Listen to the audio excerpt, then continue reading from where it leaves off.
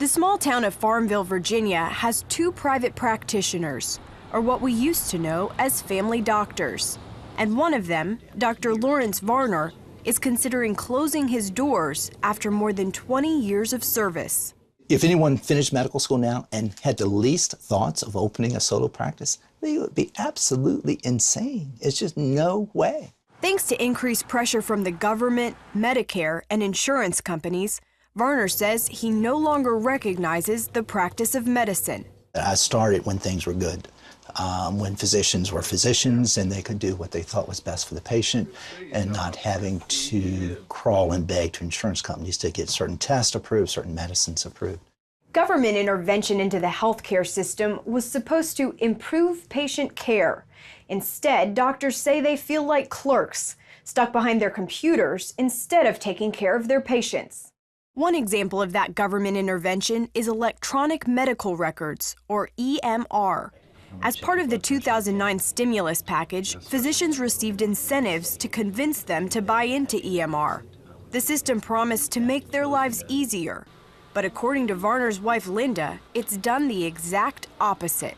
Overhead's out the roof because it takes more people to do it, and the more requirements they have to, and they say it'd be paperless, and we were buying more paper than ever, and it's just backfired, and we're never done. Whereas before we were at least done. It was late, but we were done. But with EMR, we're never done. Time put in at the office seems endless, as do the sacrifices to keep the practice running.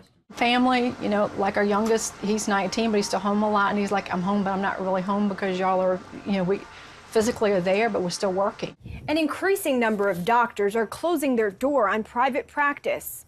Others are being acquired by hospitals, hoping to combat their loss of revenue.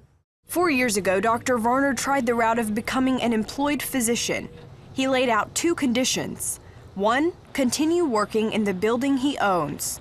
And two, keeping his daughter on as one of his nurses. At the end of 2 years, they decided that they wanted to move me and would not honor the commitment to the office building. And then a month after they told me that, they came and said my daughter could no longer work here. After the 3-year contract, Varner went back into private practice, where things had only gotten worse during his years working for the hospital.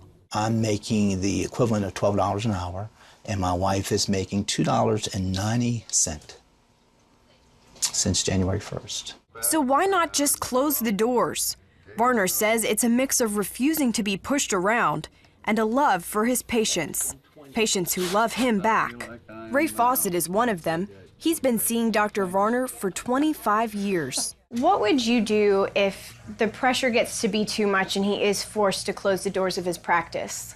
The major strain is that Dr. Varner knows our minds and our bodies so well that it takes years for another doctor to build that rapport with us. Regardless of the intentions of the administration, the results in the medical world are disturbing.